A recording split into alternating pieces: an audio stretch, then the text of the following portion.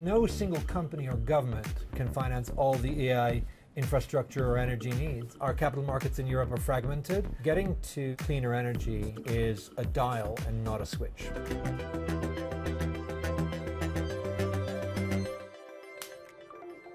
Hello, I'm Angela Barnes and welcome to this episode of The Big Question from Davos in Switzerland. Well, on The Big Question, we speak to some of the most influential people in the world of business. And today I'm joined by Francesco Ceccato, the CEO of Barclays Europe. Francesco, it's a pleasure to have you on the show. Pleasure to be here with you. Thank you very much. So what a lot to talk about. But first of all, from your conversations that you've been having and what you've been seeing, what are the most significant economic trends or risks this year, and how do you see them impacting the European financial sector?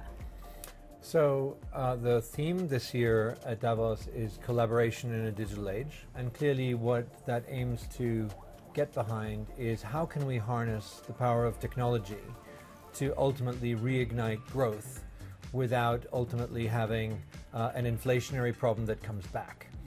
And AI, in our view, is going to be something that we need to embrace, but it comes with a lot of different follow-on components, including needing a lot of energy.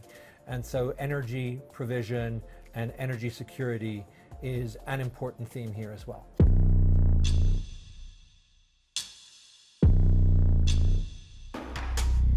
I want to talk to you about Barclays AI report, which has just been released.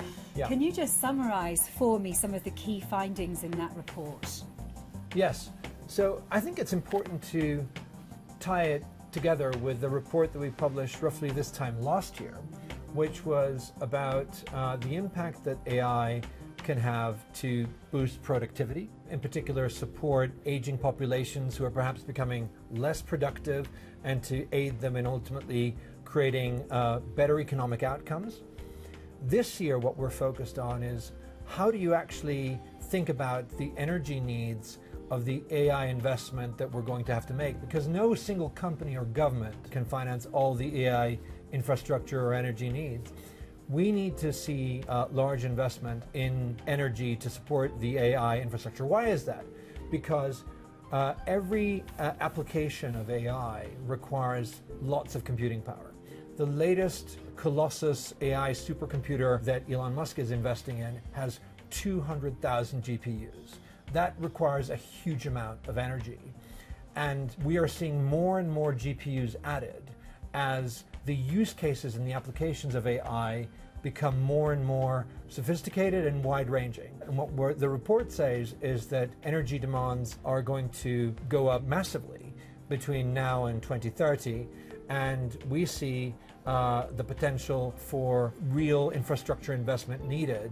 I mean, just to give you one metric, the IEA is projecting that 1,000 terawatts hour are going to be needed for all the data centers in the world. And of course, it's data centers that can perform these AI calculations. And therefore, our view is that we need to understand that energy infrastructure is critical to supporting the AI, which, tying it back to last year's report, is critical to productivity. Francesco, there is a lot to take in there, but do you think Europe is prepared for that, or is it a case of it's now getting prepared for the enormity of what's needed to invest in this AI infrastructure? I think it's important that we prepare for it. AI is one way, one technology that can help us and resolve some of our problems. But it needs investment, and it can't all be coming from governments because they're fiscally constrained in many cases. It can come from the capital markets, but our capital markets in Europe are fragmented, and therefore we need to reform them, and we need to do that quickly. And this is something that President von der Leyen talked about. It needs to happen with less red tape and with more, if you like, straight-through processing of the type of project that can bring real economic advantage. I just wanted to ask you about sustainability and digital transformation. How do you envision these influencing Barclays' strategy for Europe when it comes to sustainability and digital transformation? So I think with sustainability, our strategy revolves around the transition. And what's important is to recognize that getting to cleaner energy is a dial and not a switch. And that means that we have to keep supporting our clients who are wanting to transition, and we can support them with advice, with financing, and with facilitation of financing through the capital markets. So that's the first piece. The second piece is to know that from our perspective, our target of 1 trillion of sustainable and transition finance by 2030 is still something that we, as Barclays Europe, want to continue to contribute very meaningfully to, and that's what we have been doing. And the third component of our strategy is to continue to support companies at the early stage in the clean tech business that can continue to drive technological change that can help the energy transition itself. Those would include, for example, our investment into a company that does solar energy, but not through typical solar cells, but through solar tubes. We are invested in an insulation company. We are invested in a green hydrogen company. And these are all examples of that specific strategy to invest the group's balance sheet to ultimately support the transition. And Francesco, more widely, what role do you see European banks playing in addressing global challenges like climate change and digital innovation?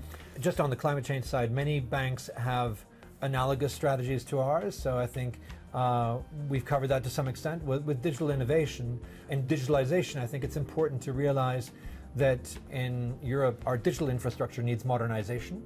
Once it's been modernized to really be contributing to the economy, it needs power, it needs energy, and we'll come to that in a moment.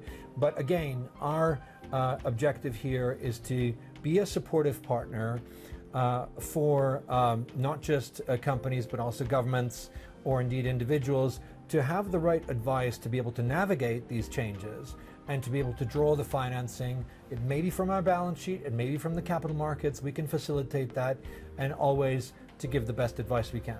Brilliant. Francesco, thank you very much for all of your insights. It's great to have you on The Big Question, and thank you very much all for watching this episode of the show from Davos in Switzerland. Don't forget, you can catch all our shows on the Euronews YouTube channel, and you can also go to the Euronews website, the business section, and catch all our Big Question episodes there. Thank you very much.